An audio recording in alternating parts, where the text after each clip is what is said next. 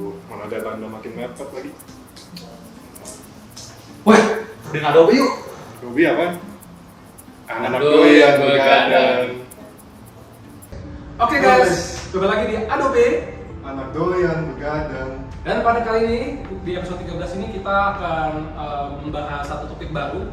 Tapi sebelum itu, kita akan perkenalkan diri lagi. Nama saya Timotius Sugiarto bersama. Saya Ferdinandus alias Ferdi. Nah, kali ini kita akan membahas satu topik baru nih. Namanya apa nih, Kak? Namanya The Hard Truth of Architecture. Wah, apa tuh? Pasti kita penasaran dong teman-teman ya. Nah, untuk saat ini kita akan ditemani oleh satu narasumber yang akan menemani kita pada topik ini. Mungkin boleh Pak langsung nama saya Pak? Ya, saya Suardana Winata. Mungkin kalau boleh tahu Pak, mungkin kalau dari lulusan Kak pernah edukasi di mana Pak? Mungkin kerja di mana terus Kak? Saya prinsipalnya DSA plus S, Dream Space Architect. Kemudian saya S1-nya di Untar, terus kemudian S2-nya di Amerika, sekolah arsitektur juga, magister arsitektur profesional di Oh, oke Pak. Berarti mungkin untuk teman-teman yang nggak tahu juga, mungkin Bapak juga sebuah dosen Saya juga juga Pak? di UPH. Jadi dosen praktisi berarti ya Pak? Ya. Oke. Ya Pak, mungkin kita langsung saja masuk ke topik kita, Arts of Architecture. Jadi mungkin pertama-tama kita ingin tahu sendiri Pak, lebih kepada latar belakang dulu sih Pak. Kira-kira Pak, untuk Bapak sendiri apa ya Pak kira-kira yang menginspirasi Bapak itu untuk jadi seorang arsitek gitu Pak? Pas waktu itu mungkin masuk ke arsitektur mungkin Pak? Waktu ya apa yang menginspirasi saya mungkin waktu sekolah pertama kali sebenarnya nggak ada. Jadi praktis saya awal-awal tidak berpikir untuk sekolah arsitektur. I have no idea about architecture. Sejak tapi kecil gitu, ya, saya tahu ada building dan tapi ada satu hal karena waktu itu kan juga saya sebenarnya udah dari SMA sudah mulai sudah bekerja gitu ya.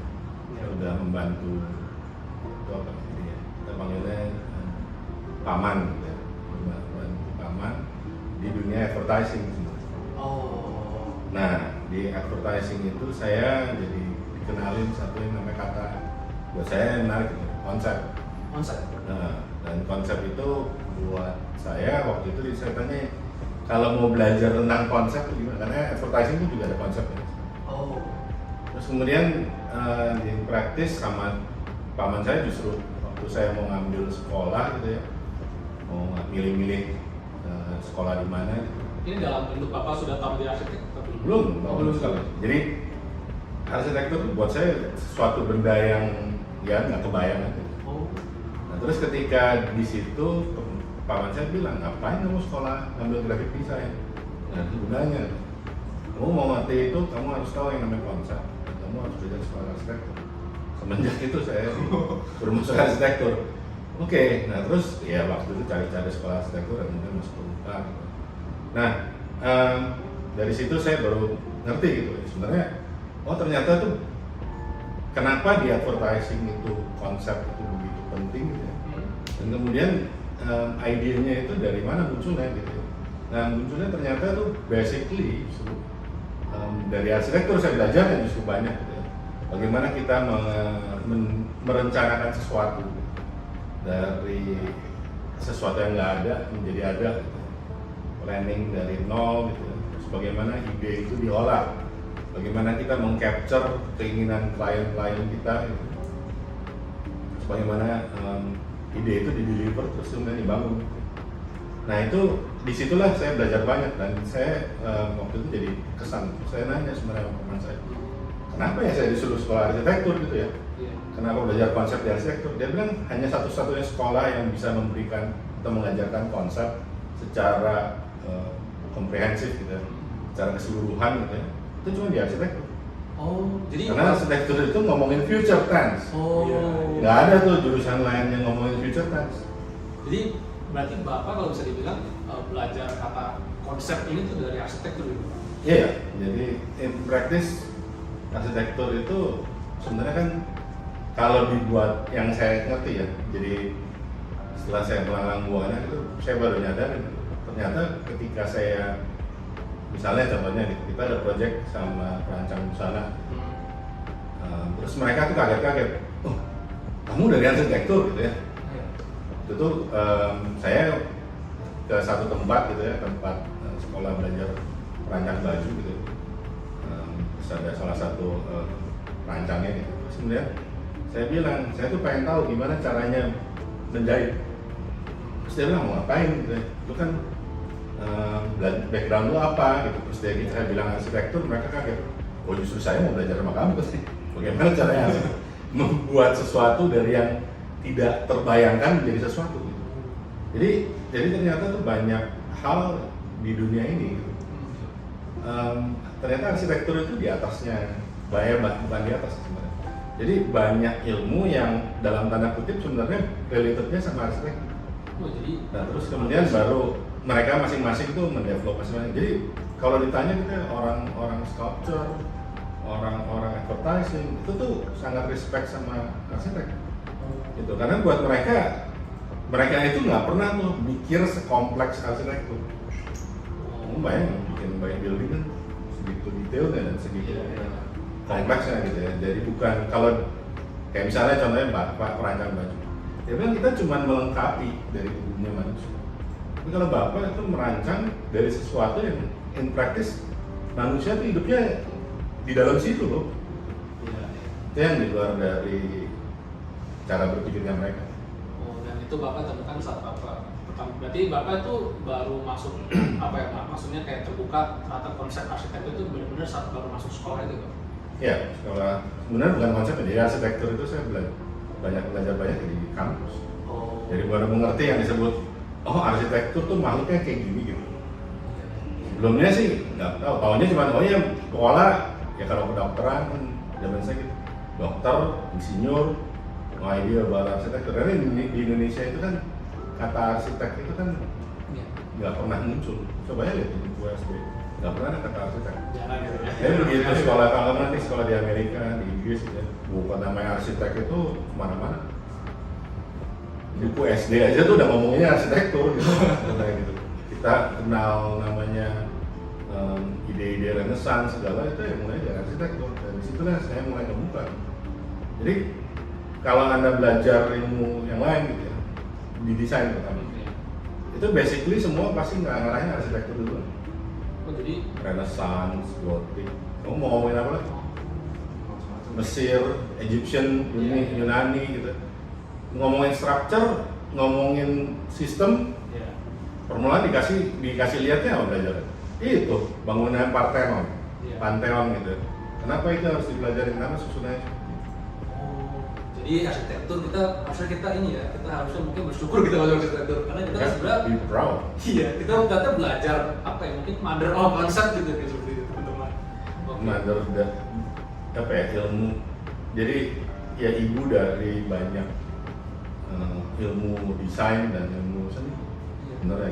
Dan apa mungkin kita sendiri, mungkin kita sebagai anak-anak yang di lingkungan arsitek mungkin kita nggak sadar kali Pak. Tapi ternyata kalau kita lihat dari Bapak bilang ternyata dari apa orang-orang luar ternyata mereka malah respect ke kita ya. Mereka malah yang sadar kalau kita yang ini. Even nanti kalau kamu belajar manajemen pun juga gitu. Oke. Kita yang kerja keras itu.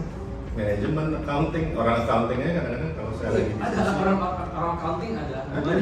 mereka justru ngerasa bahwa gini kan kalau arsitektur is about money, duit sebenarnya. Iya. Bayangin kamu investasi sebuah building itu nggak cuma 1 miliar 2 miliar sekarang gitu. Iya. Nah buat mereka itu tuh untuk menyusun sistem yang berlangsung dari nol gitu sampai menjadi sebuah building itu kan banyak temennya. Iya.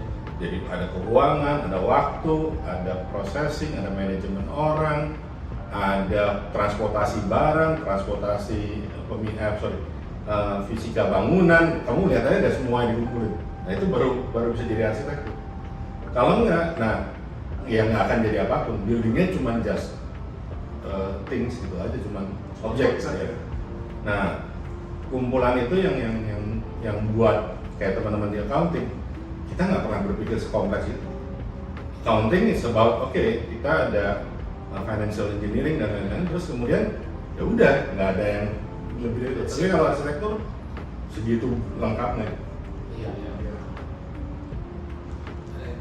Mungkin sebagai pertanyaan berikutnya ya, kan Bapak udah lama ya terjun ke dalam dunia arsitektur. Berarti Bapak kan bisa lama juga sih disebut. Oh. Kalau mau ditanya, kayak gimana? Berarti kan Bapak juga disebut sebagai praktisi ya. Nah, Bapak ini specifically kerja dalam bidang apa nih kira-kira? Apa desainer, kontraktor kan? Saya di company kami itu bekerja totally di consultant. Jadi sifatnya sebagai konsultan. Jadi backgroundnya saya arsitek, ya tentu merancang. Kalau ditanya spesifik apa, saya nggak punya spesifik style, saya tidak punya spesifik function tertentu. Karena buat saya semua proyek itu challenge. Jadi boleh nggak kalau saya tanya apakah berarti kalau misalnya Bapak bilang Bapak kan nggak ada spesifik style gitu, berarti bisa nggak dibilang kalau Bapak itu memang kayak termasuk kayak arsitek yang bisa versatile gitu, style apa ini bisa? Mungkin bukan versatile ya, karena buat saya arsitektur itu memberikan solusi, gitu ya. Jadi kalau buat saya arsitektur itu selalu cerita tentang, oke, ada orang punya problem, sebenarnya solusinya apa? Ya tentu problemnya terkait dengan arsitektur ya. Jadi misalnya contohnya proyek, misalnya bikin kantor sewa. Sebenarnya kalau ditanya klien itu mungkin awalnya nggak berpikir untuk membuat kantor. Oh ya dari awal Bisa begitu. Jadi kadang-kadang kami di DSA itu kadang-kadang kita itu bisa aja mulainya dari proposal dan nothing, nggak ada apapun. Jadi ketika awal klien itu kadang-kadang saya punya tanah segi di sini di daerah ini, menurut Pak Danan mau diapain? Oh jadi Kadang-kadang suka begitu. Oh jadi maksudnya Typesnya begitu. Jadi klien yang minta kita desain gitu. Iya, kadang-kadang begitu. Oh. Ada yang begitu. Jadi kita harus menganalisis. Ya itu makanya kemudian jadi banyak tuh mulai dari feasibility studies, kalau proyeknya begini penggunaannya apa, kalau proyeknya begini penggunaannya apa. Kalau dilaksanakannya seperti ini bakal seperti apa, itu a whole thing. Nah terus kemudian ada juga klien enggak, dia punya ide udah. Wah padahal saya tuh mau bikin pabrik green. Oke, pabrik yang memproduksi ini tapi dengan green technology. Nah kadang-kadang saya balik dulu ke klien, ini yang disebut green technology itu maunya apa? Meaningnya apa nih? Maksudnya kadang-kadang ada klien kan karena hip aja, udah pokoknya green, warnanya hijau, terus bingung saya. Karena kadang-kadang begitu, klien itu banyak yang no idea, bukannya dia nggak tahu ya, tapi memang no idea about green, apa yang disebut dengan green dan apa.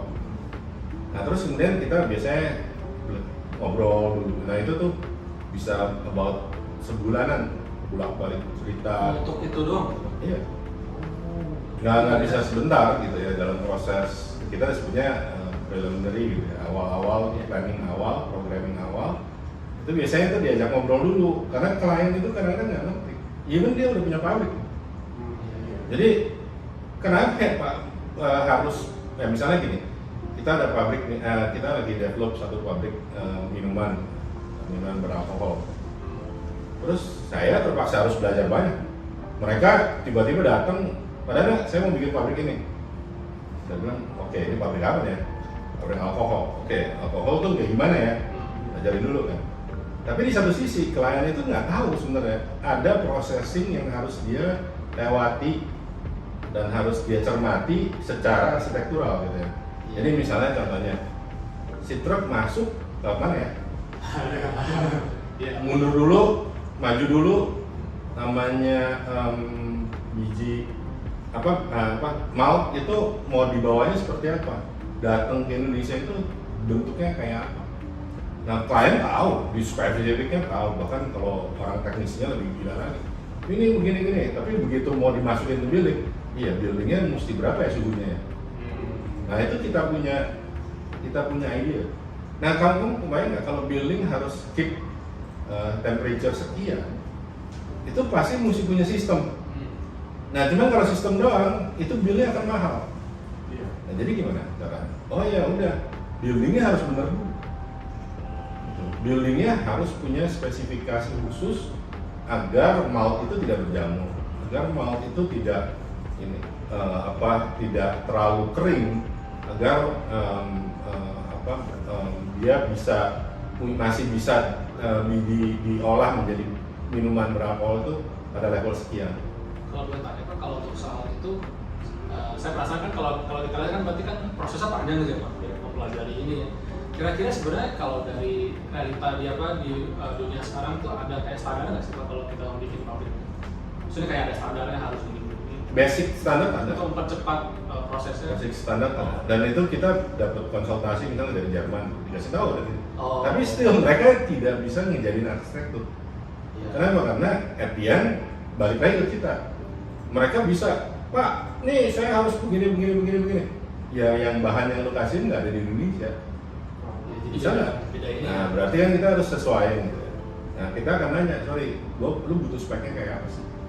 Jadi bukan material, harus kayu, kulit, bukan begitu.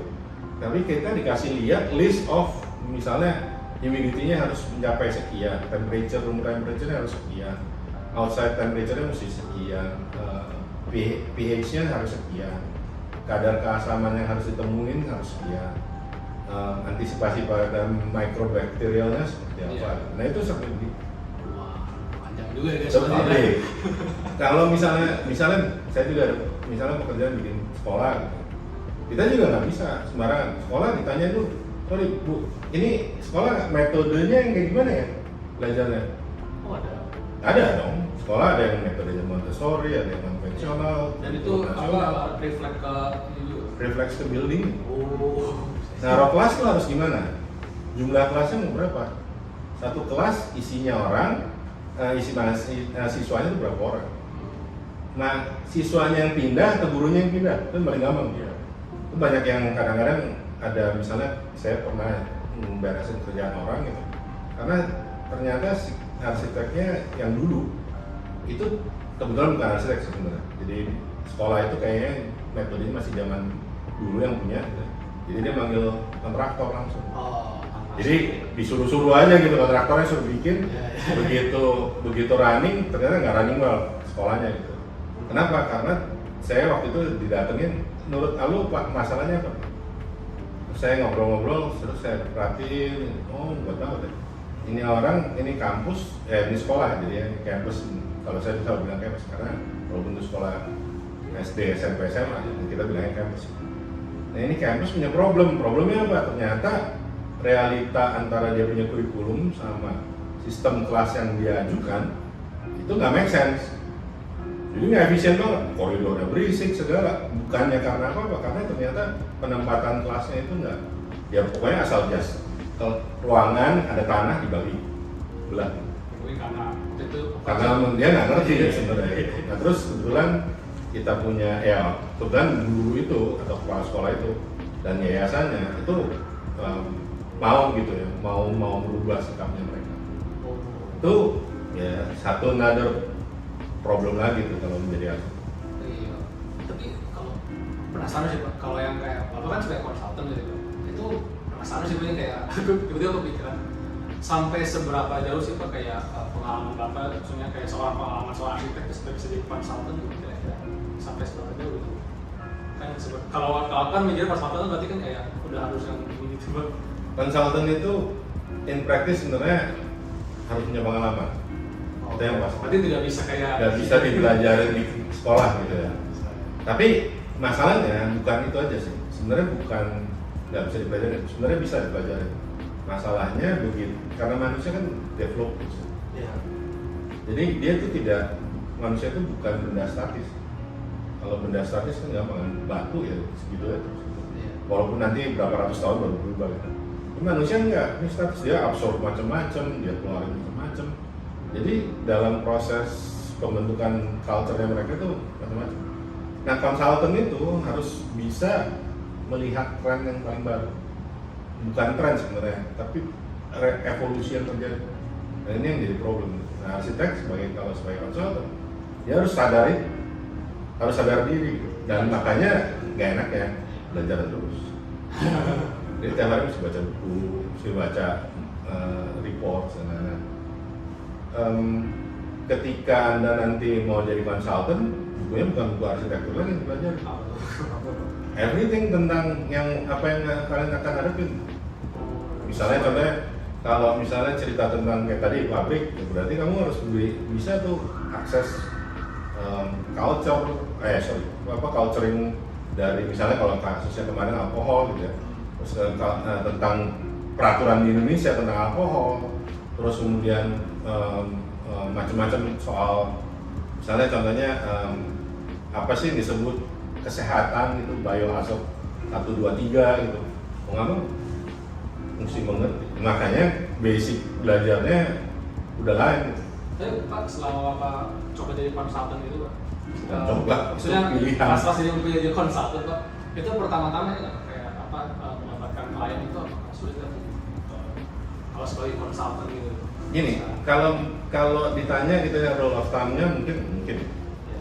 Kalau saya mulainya tentu dari berkenalan dengan klien yang bukan sama sekali cerita konsultan. Jadi benar-benar desain, purely desain. Kebetulan gitu, saya beruntung gitu punya bukan ketemu klien yang dalam tanda kutip nggak sengaja. Jadi waktu saya lagi bekerja gitu ya, bukan bekerja sih, ya lagi pergi ke satu tempat loh. Saya tuh lagi sebenarnya sambil bawa kerjaan kampus. Oh ya. Gitu ya. Nah, kerjaan kampus itu saya bawa gitu, kemudian lagi bikin di restoran gitu ya. Sebelah saya tuh ada orang. Terus Hanya strangers nggak tahu. Wah, lagi ngerjain apa? Lihat gambar-gambar banyak sketsa. Iya nih lagi bikin tugas, besok mesti ngumpulin. Padahal saya lagi di Singapura. Terus si orang ini, oh kamu bisa merancang begini? Kebetulan proyek yang saya rancang waktu itu shopping center gitu. Terus saya bilang, ya ini saya lagi belajar. Ya karena dia pasti sadar gitu bahwa itu ada capnya, olah segala gitu. Karena waktu itu kan modelnya kayak kalkir, masih manual, bawa keren kan, bawa kalkir gitu. Tapi kerjanya di AW, restoran ya, AW ya, Kentucky saya lupa. Gue di Changi, buka gitu lagi mau gambar ngambil pesawat. Nah terus dari situ kliennya itu bilang, kamu coba deh nanti datang ke kantor kami. Nah, terus ya udah, saya coba datang pulang Indonesia. Saya terus terang agak bingung juga ini orang apa sih, cuman ya coba aja. Dan coba ketemu ngobrol, terus dia bilang, iya kita lagi mau bikin ini, kamu bisa bantu nggak? Ya itu awalnya kita gitu, dan kemudian ketika udah dapetin proyeknya panik, gimana ngerjainnya? Bapak panik juga. Ya iyalah kan kita mungkin ngerjain proyek 10.000 meter persegi sendirian. Oh. Itu hampir 10.000 sekitar gitu. Iya. Nah itu kita panik gitu, waduh. Ya mulailah konsolidasi dengan teman-teman. Itu awalnya. Kemudian menjadi konsultan, ya karena dalam proyeknya kita ternyata nature-nya itu lebih banyak klien-klien yang sifatnya mau minta proposal desain. Jadi punya tanah, punya building gitu ya, yang dia nggak tahu mesti diapain. Nih gue punya begini gitu, so mesti ngapain? Oh, ya. Atau ada juga yang sudah ada buildingnya, saya udah give up main building karena ternyata dia nggak comfort lah, macam-macam lah, ada macam-macam masalah. Dan itu kemampuan analisis itu yang mesti kalian punya. Analisis berarti ya untuk sebuah Kritis gitu, ngelihat sesuatu tuh harus kritis. Nah jadi jangan cuma ya building ya udah kenapa emangnya gitu. Gitu. Tapi itu butuh waktu nggak sih Pak? Itu kayak kita lama-lama makin sense-nya. Pengalaman. Emang harus pengalaman. Mestinya pengalaman tuh mesti dipupuknya dari kuliah. Iya. Gitu ya. Jadi ya kebetulan karena saya ada di Bandung gitu ya, kuliahnya jarang gitu ya. Kuliahnya tuh kurang masuk gitu. Dan terus kemudian kebetulan lagi saya sudah bekerja gitu kan, yang praktis gitu. Udah bantuin paman dan lain-lain. Nah dari situ saya belajar banyak. Oke. Ilmu yang saya dapetin itu ternyata nggak bisa cuma di kampus, harus dari luar. Mau nggak mau ya? Mau nggak mau. Sampai sekarang pun ada internet pun harus tetap ini. Iya tetap nggak bisa.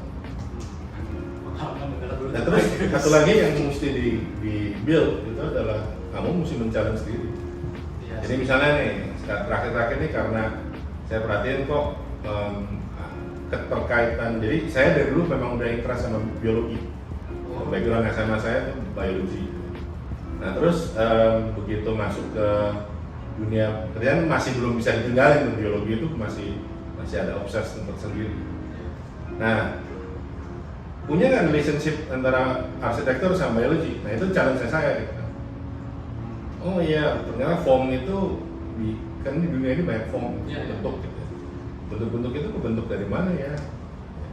Ada yang namanya karang itu kebentuk dari makhluk hidup yang namanya mitokondria dan lain-lain yang tersusun dari banyak shell dan lain-lain gitu kan. Itu kan ada kapur segala. Nah itu gimana tuh cara dia nyusun dan kenapa bentuknya begitu? Dan itu ternyata di dalam praktek arsitektur pakai. Nah itu challenge diri kalian. Jadi makanya kadang-kadang ada yang ya kalau kalian musim ini karirnya Anda mau sekarang. Ini berarti itu sesuai ini ya, sesuai kan kalau pakai interestnya biologi. Kalau orang-orang kan ada yang lebih demen, ada yang orang demen desain. Tapi kalau buat saya just desain itu nggak punya challenge. Kalian kalau cuma mendesain, sekarang everybody can do it. Sistem komputer pun bisa kerjain dengan AI-nya gitu. Kita bisa bikin. Nah yang cuma mesti hati-hati itu adalah sekarang yang saya takutin gitu. Itu adalah sekarang banyak teman-teman yang mendesain hanya kulit luar, ini yang jadi problem. Dalam arti Jadi looks building saya nice. Oh iya. Enak dilihat gitu. Tapi begitu coba di operate buildingnya nggak bisa. Kayak terjebak di estetikanya doang gitu. Iya, looks nice-nya aja gitu. Estetika mending. Kalau estetika itu kan ada kaitan dengan sistem dan lain-lain ya. Dan kemudian itu adalah disebut beauty. Gitu. Ini nggak just looks-nya menarik, instagramable gitu kan. Iya. Tapi begitu coba hidup di dalamnya. Oke, panas ya. Kenapa ya panas? Oke, ini udara kok nggak jalan ya? Kenapa berasa pengap? Nah itu yang nggak mudah, yang ya gitu harus dibayar. Nah, itu Pak. Nah kan kita ini Pak sekarang udah bahas soal kuliah dulu nih Pak. Dan betul kan Pak Lana kan juga ini ya buka ada mata pelajaran lain Pak, manajemen proyek Pak. Nah kira-kira tuh kalau Bapak boleh kayak ngasih ke teman-teman yang pendengar, kira-kira tuh kalau Bapak sebagai juga dosen praktisi di kuliah ini, Bapak kira-kira bisa mempersiapkan apa nih Pak kita sebagai mahasiswa untuk nanti pas kita nanti masuk ke dunia kerja gitu? Jadi kalau di dunia kerja itu sebenarnya kan gini, jadi kalau Anda gimana ya? Jadi kuliah itu kan menyusun Anda punya basic cara berpikir, gitu ya. Cara Anda belajar menganalisis, gitu ya. Cara Anda membangun critical thinking, gitu ya. Jadi ngelihat sesuatu itu bukan ya udah saya terima, ya, biasanya begitu, gitu kan? Biasanya gitu kan? Itu bahaya tuh kalau udah arsitek ngomongnya begitu, itu bahaya. Terus kemudian karena dia akan menghilangkan critical thinkingnya. Kita itu membangun itu bukan cuma just a square atau boxes, tapi ada sesuatu nih yang harus dihidupin di situ. Nah, itu baru satu hal. Kemudian ini baru ide. Terus kemudian kita harus mewujudkan dia jadi sesuatu yang real, yang bisa kita touch, yang tangible gitu ya. Nah itu another challenge lagi. Nah untuk bisa dari sini ke sini gitu ya, itu banyak hal. Ya manajemen proyek itu salah satu bagian, gitu ya. Itu sangat satu parts yang dari sekian ratus part, gitu yang Anda sebagai mahasiswa sebaiknya paling nggak sudah tahu lah ada itu. Jadi kita kalau bikin building nggak bisa sendirian. Ada kontraktor, ada subkon, ada konsultan yang lain, gitu, structural engineering, MEP, interior, gitu ya. Ada fasad, macam-macam lah gitu. Apalagi semakin building kompleks, semakin bahkan saya pernah dulu di challenge sama orang marketing. Oh iya. Iya, kita bikin mall. Terus ditanyain sama marketersnya, Pak Dana sorry ya, ini dagingnya berapa yang bisa dijual? Gue bingung kan, dia ngomong pakai bahasanya daging gitu. Ternyata gini, di dalam sebuah mall itu ada bagian yang bisa sellable area sama yang nggak bisa dijual. Ya, Sellable area ini itu tidak boleh terlalu sedikit. Iya, iya. Kalau marketing maunya 100%. Which is kalau buat gua nggak mungkin. Kenapa? Kalau 100% berarti kan totally semua dijual. Terus sudah itu orang mau datang mau ngapain gitu? Itu kan buat pasar. Even Anda bikin pasar aja harus ada yang ada area yang memang untuk orang nongkrong-nongkrong, duduk-duduk, ngobrol gitu ya. Ada yang untuk bisa dilihat, ada yang orang datang dipancing dulu gitu kan. Iya. Nah berarti kan itu kan sesuatu yang nggak bisa dijual, gitu ya. Nah berarti kan kita harus mengcombine. Nah marketing itu berpikirnya sederhana, Pak. Semakin ada tempat yang bisa dijual, semakin banyak ya semakin baik. Masalahnya kan nggak bisa nih. Nah yang nggak bisa ini berapa persen agar kita bisa membiayai mereka. Jadi misalnya kan lu kayak lapangan basket gini. Lapangan ini kalau kita lihat building yang baik 24 jam ngasih duit. Ini 24 jam ngasih duit? Enggak. Tapi mesti ingat ini kampus kan. Iya. Nah kampus itu kan person yang menggunakan ini kan adalah mahasiswa. Iya. Mahasiswa itu tentu ya sorry banget ya mesti di charge gitu ya. Iya. Nah dia harus bayar uang uang sekolah ya, uang kuliah gitu ya. Nah uang kuliah itu kan tentu harus bisa membiayai ini. Nah makanya kemudian operational itu jadi besar. Tapi kegedean nggak benar juga. Kenapa? Rugi dong. Karena semua akhirnya jadi misalnya buat masak AC doang gitu. Ya nggak benar. Jadi akhirnya kita harus sadar kalau bikin shopping center berapa value yang namanya buat operation itu diletakkan, ditaruhnya gitu. Jangan nanti buildingnya kepanasan, AC-nya mahal, terus akhirnya ongkos sewanya mahal, rugi. Gitu kan. Atau misalnya kamu bikin kantor sewa gitu ya. Kantor sewa kesannya kan kita kan nyewain. Iya benar, dapat duit kan iya. Tapi yang mau nyewa kan tentu mesti interest, mesti punya keinginan gitu kan. Mesti tahu gitu building itu tuh gimana kan. Nah mereka tuh biasanya nanya, padahal ini building ini kalau dioperate berapa ya per meter perseginya, gitu ya. Kita harus bayar ongkos listrik dan lainnya berapa. Nah kalau itu kegedean, nggak mau orang. Saya beberapa kali ada project yang istilahnya dalam tanda kutip memperbaiki kualitas building gitu ya. Kenapa? Karena misalnya terlalu panas buildingnya. Jadi akhirnya dia punya sewanya tuh ongkos listriknya terlalu besar. Ada yang buildingnya terlalu bising. Itu susah tuh. Itu challenge banget gitu ya. Kenapa? Karena secara nggak sengaja desainnya itu menangkap suara. Misalnya itu paling sederhana seperti itu. Nah itu kan it's not about ganti AC udah kelar, nggak begitu. Nggak bisa, ganti kacanya aja gitu, enak aja. Ganti kaca tuh harganya berapa ya? Gitu, hitung-hitung kan satu building kaca semua. Wah, enak banget gitu. Kalau yang tidak mengerti itu ya gitu. Kita misalnya ada renovasi mall gitu ya di satu tempat. Saya di challenge gitu ada beberapa gitu. Ternyata si arsitek yang punya building memanggil beberapa arsitek. Gitu. Nah kemudian ketika ditemuin kaget-kaget mereka. Ada yang arsitek yang buildingnya dirombak total gitu. Sampai dia bilang ini sih gua nggak mungkin dah bayar segini gitu.